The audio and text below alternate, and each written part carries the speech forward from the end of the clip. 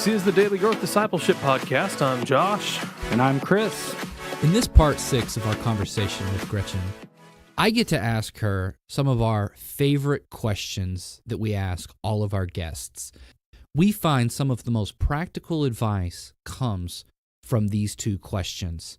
And it really gets down to the heart of who they are and what they have learned in their Christian journey. I should have asked this question first, but actually I think it's better saved for last now. Your blog is centered around the theme of following hard after God. Can you tell us what you mean by that, following hard, and then what are some ways in which we can practice that? Yes, it's based on Psalm 63. I love David. He and Joseph are my two favorite people in the Old Testament. And what I love about David, so, is his devotion, his passion. And Psalm 63 is, the time period that's happened. He was on the run from his son Absalom, how he had gotten kicked out of the kingdom. He's in the middle of a desert. And so he's on the run. He's lost his kingdom. But this is what he says: "Oh God, you are my God. Earnestly I seek you. My soul thirsts for you. My body longs for you in a dry and weary land where there is no water." So the fact that when he's on the run and in a desert, yet what is he thirsting for? He's thirsting for his God. That's what's on his mind. And then you go down, that following hard is based on verse 8. And for some reason, I've always liked it in the King James Version. And it says, "My soul follows hard after thee." And that really describes David to me. His goal was not about the kingdom or about anything else. It was about God himself. And so I love the way David was wholly devoted to God, that he was a man after God's own heart. Was he perfect? No. But he was a humble man, and he was honed in on what was most important to him, and it was God himself. God was his great reward. And so following hard means wrestling through the hard stuff. It means, being wholly devoted to God himself, not the ministry he's given me, not the family he's given me, not the roles that he's given me in life, not about myself, but about God, that he is my passion. And so that's what following hard means. It's following hard for all that he is, because he's just more than I could ever hope for. He's the treasure of my lifetime. So why wouldn't I want to devote myself to knowing him better, loving him deeper, and then making him known to others? The actual last question we like to ask everyone on the podcast has to do with the most valuable thing that you've learned as a Christian.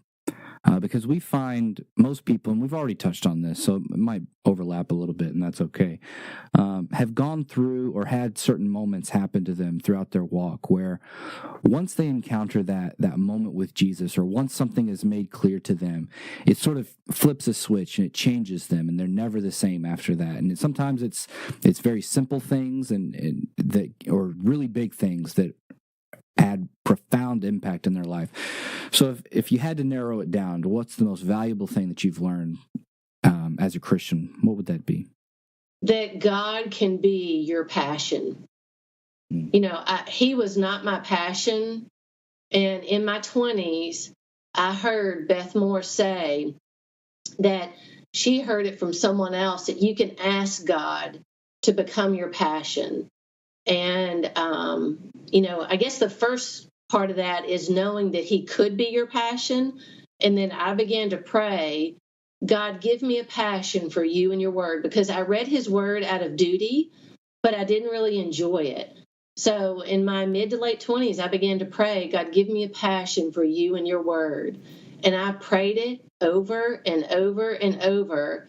And I can remember just one day thinking to myself, because the kids got occupied with something, I thought, I'm going to run back to my chair and have some time with him. And then I thought to myself, well, wait a minute, I had my quiet time. And then the next thought was, I want to have it again. And then the next thought was, oh my word, he has answered my prayer, because I wanted to go read the Bible with him and just spend time with him. And so God becoming the passion of my life, He is the goal. That's the greatest thing I ever learned. It changed my life. Yeah, I love that. That's great. I do think we all would take that lesson well to heart, to sort of put everything aside and make sure that He is our number one passion and our number one priority, because it is so easily out of sight, out of mind. And since we don't see God all the time, we often forget about Him. But I think this conversation has touched on something really important, and that is we need to look for Him.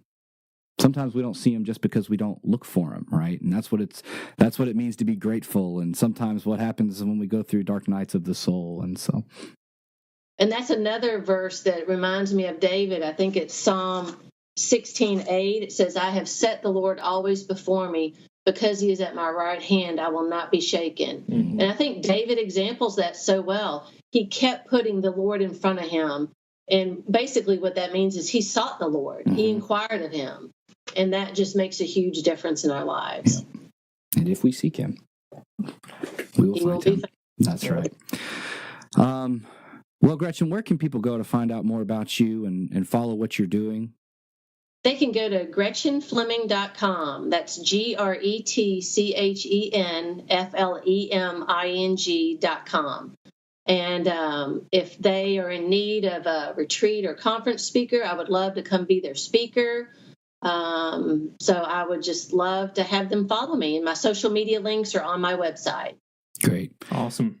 And we will have everything linked in the show notes below, all the books that we've mentioned, as well as links to Gretchen's website and her social media accounts, so you can be sure to go there and follow her. Gretchen, thank you so much for being with us today and sharing your life and your wisdom with us. It's been a real pleasure. Oh, it was my honor to do so. Thanks, guys, for inviting me. Thanks for listening to this episode of the Daily Growth Discipleship Podcast. If you've enjoyed our conversation with Gretchen Fleming, be sure to share it with somebody else. Be sure to subscribe on Apple Podcasts, Google Podcasts, or Spotify so you can stay up to date with all that's happening at Daily Growth Discipleship as you continue your journey to grow daily.